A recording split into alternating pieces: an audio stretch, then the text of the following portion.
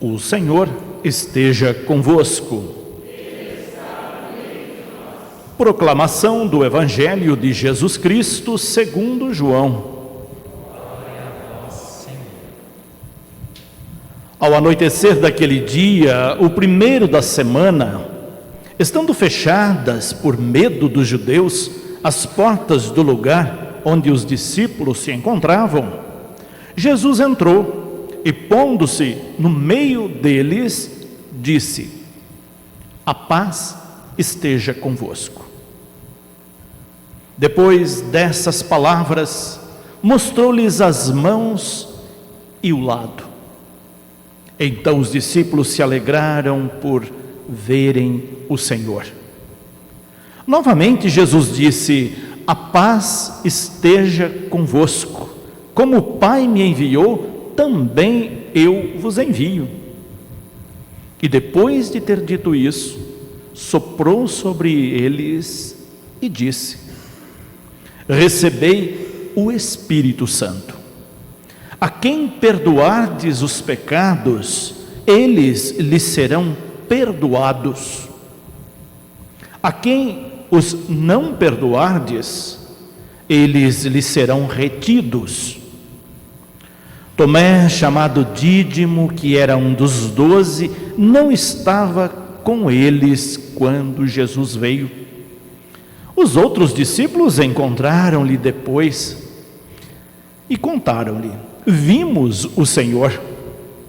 Mas Tomé disse-lhes: "Se eu não vir a marca dos pregos em suas mãos, se eu não puser o dedo na marca dos pregos e não puser a mão no seu lado, não acreditarei."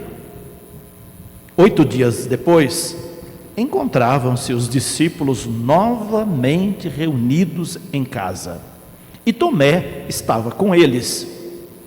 Estando fechadas as portas, Jesus entrou, pôs-se no meio deles e disse: "A paz esteja convosco." Depois disse a Tomé: "Põe o teu dedo aqui e olha as minhas mãos, estende a tua mão e coloca-a no meu lado, e não sejas incrédulo, mas fiel." Tomé respondeu: "Meu Senhor e meu Deus." Jesus lhe disse: "Acreditaste porque me viste? Bem-aventurados os que creram sem terem visto." Jesus realizou muitos outros sinais diante dos discípulos que não estão escritos neste livro, mas estes foram escritos para que acrediteis que Jesus é o Cristo, o Filho de Deus, e para que, crendo, tenhais a vida em seu nome. Palavra da salvação. Pode se assentarem. Hoje nós celebramos o nosso segundo domingo da Páscoa, esse tempo tão especial na nossa liturgia, tempo festivo, tempo de alegria, tempo em que nós nos alegramos porque o Cristo venceu a morte, ressuscitou e está entre nós. Por isso, esse tempo litúrgico é um dos mais festivos tempos que nós temos. E neste tempo, o apelo da liturgia é para que nós percebamos Cristo ressuscitado, tenhamos a certeza que Ele está entre nós e assim possamos anunciá-lo. Por isso, toda vez que vocês virem a missa, vocês vão ver em destaque o círio pascal. É um símbolo para nós não esquecermos do Cristo ressuscitado. Toda vez que vocês virem essa luz acesa, essa grande vela que foi abençoada na noite do sábado santo, na vigília pascal, que nos acompanhará durante estas 7 semanas, é para não esquecer. Estamos no tempo da Páscoa, no tempo da ressurreição, e agora é o momento de nós percebermos esse Cristo ressuscitado. E ele vai nos mostrando de várias maneiras como é que ele se manifesta ressuscitado entre nós. A cada domingo, nas liturgias da semana, nas leituras, ele vai se manifestar de uma determinada forma, muitas vezes inusitadas, para que a gente saiba, entenda, que não precisamos esperar ele vir lá do céu vestido de branco, de uma maneira assim,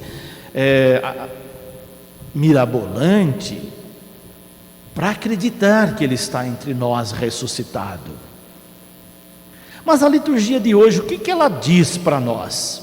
Esse é o domingo da misericórdia, vai apresentar para nós esse Cristo misericordioso que a gente vê naquele cartaz ali, que tem misericórdia de nós, das nossas limitações, das nossas fraquezas, das nossas incompreensões.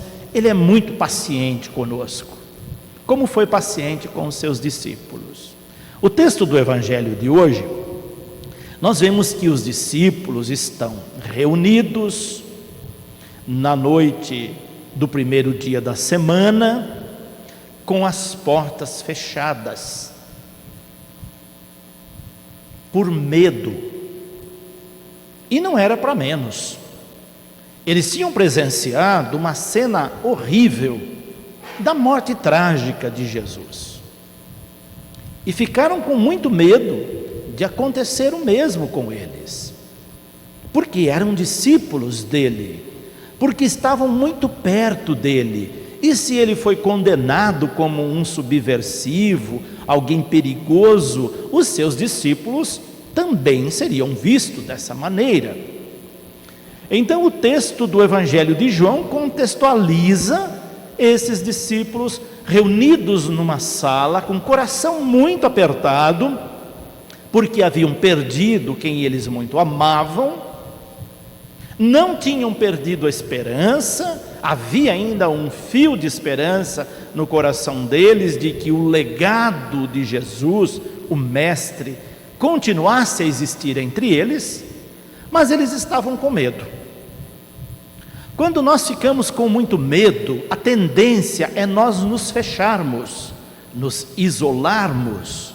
E agora, nesse momento que estamos vivendo de pandemia, é um momento em que o medo se torna algo muito presente na nossa vida. A gente não sabe onde está o inimigo invisível. Então é natural que tenhamos medo, e muitos de nós nos fechamos, e até é recomendado muitas vezes que nos fechemos para evitar o contágio. Mas o fechamento do qual o Evangelho de hoje fala é outro, é o fechamento do coração. Não é o fato de você ficar em casa acompanhando a missa pelos meios de comunicação, ou vindo para a igreja tomando os devidos cuidados. Esse medo é necessário, mas a preocupação maior aqui é quando o coração se fecha, porque corações fechados, Deus não entra. E ali, além da porta literal, eles estavam agora começando a fechar o coração, e isso era muito preocupante.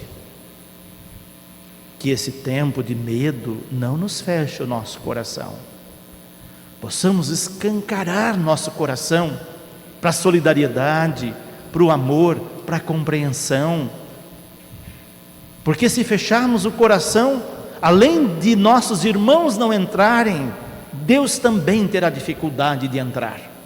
E com essa preocupação, Jesus vem e se coloca no meio deles. Sabe o que isso quer dizer? Vou usar aqui uma imagem didática para a gente entender. Como essa vela aqui simboliza o Cristo ressuscitado, e ela está num lugar de destaque, é como se nós pegássemos essa vela que simboliza o Cristo ressuscitado e colocasse aqui bem no meio da assembleia, para que todo mundo pudesse ver ainda melhor do que vocês estão vendo. Jesus entra, mesmo as portas estando fechadas, porque agora ele está em espírito junto deles. Portas fechadas não impede que Jesus entre, só o coração fechado. Coloca-se no meio deles e deseja a paz. A primeira manifestação de Jesus ressuscitado entre os discípulos é o desejo de paz, porque quando nós perdemos a paz, nós perdemos os rumos da nossa vida. Pessoas que perdem a paz, perdem o sentido da vida. Você pode estar no meio de um turbilhão, se você não perder a paz, você consegue vencer as tempestades da vida. Por isso, o primeiro desejo de Jesus, ao colocar-se no meio deles, é o desejo de paz.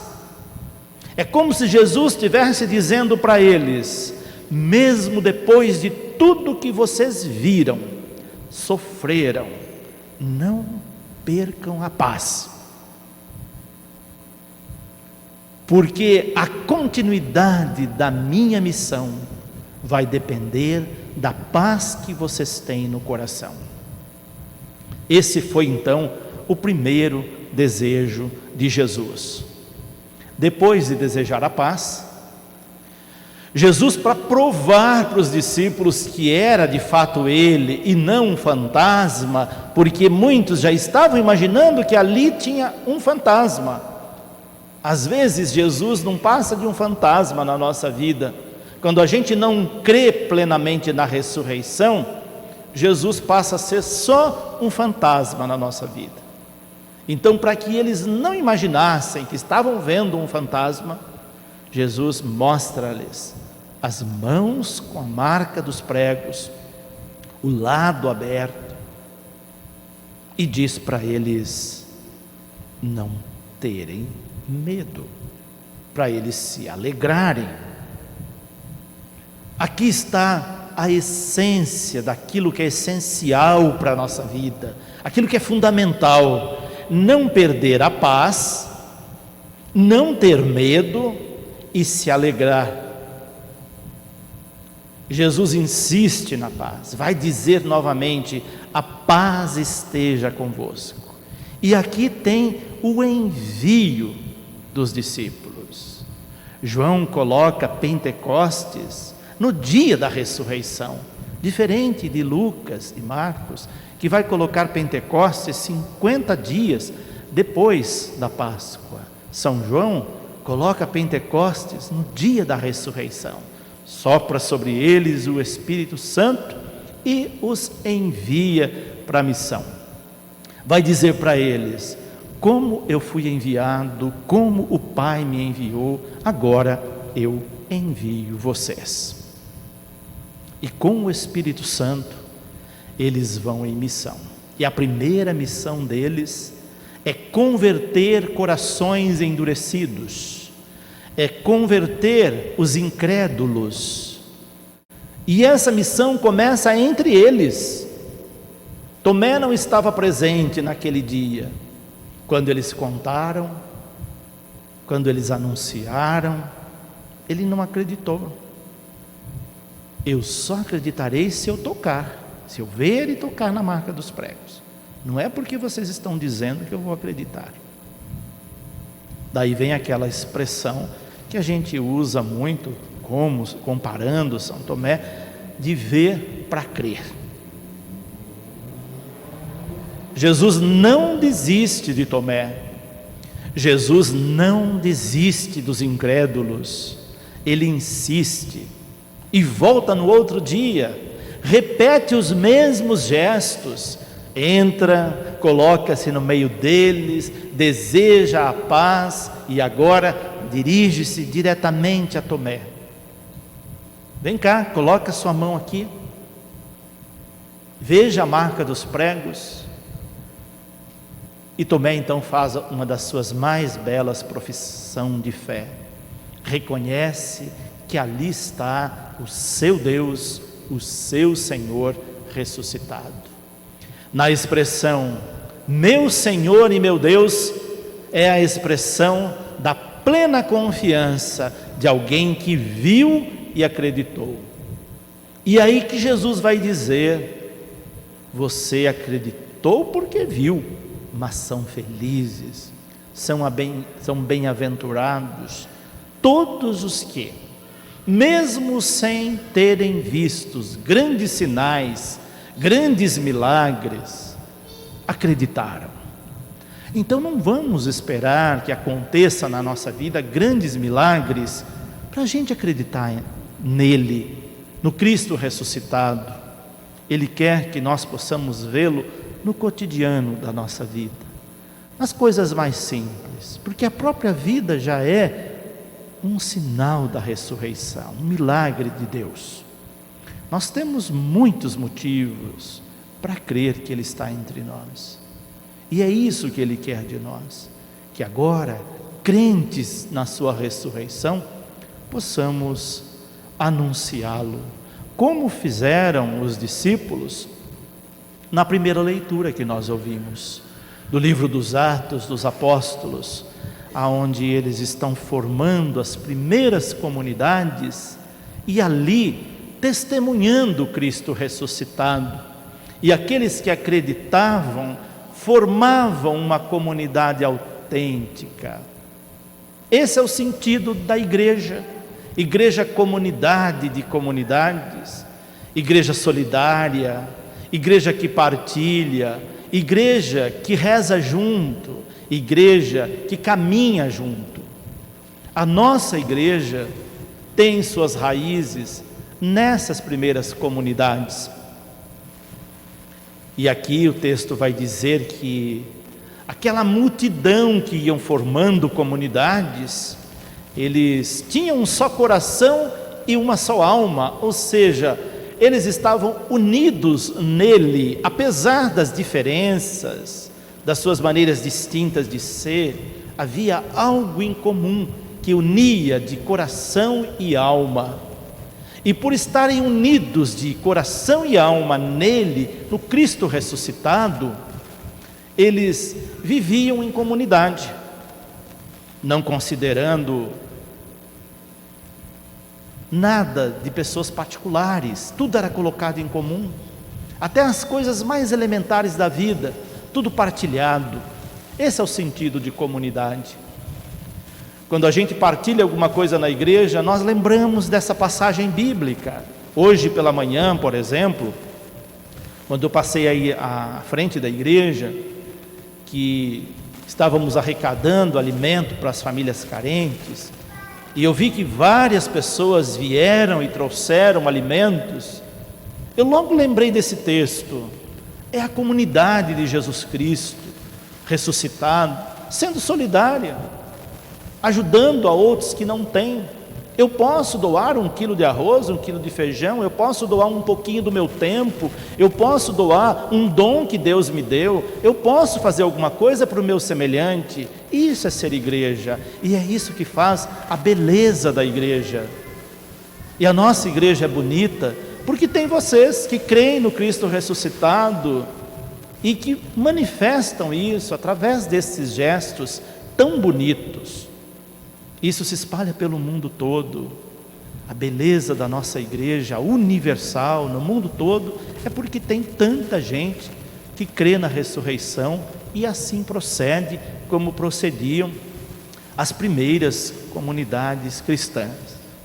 E aí, só para encerrar agora, lembrando a carta de São João, na segunda leitura, que mostra que aquele que crê no Cristo ressuscitado, além de amar a Deus sobre todas as coisas, mostra esse amor pelo seu próximo, mostra o seu amor vivendo os mandamentos. E aí São João vai dizer, encerrando agora: se nós queremos que Cristo ressuscitado permaneça entre nós, basta a gente viver os mandamentos de Deus. Se assim o fizermos, Cristo estará sempre presente, ressuscitado entre nós. Isso é possível, ele diz. Os mandamentos não são pesados.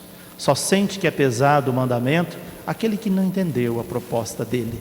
Mas os que entenderam perceberão que os mandamentos são leves e possíveis de serem vividos, cumpridos.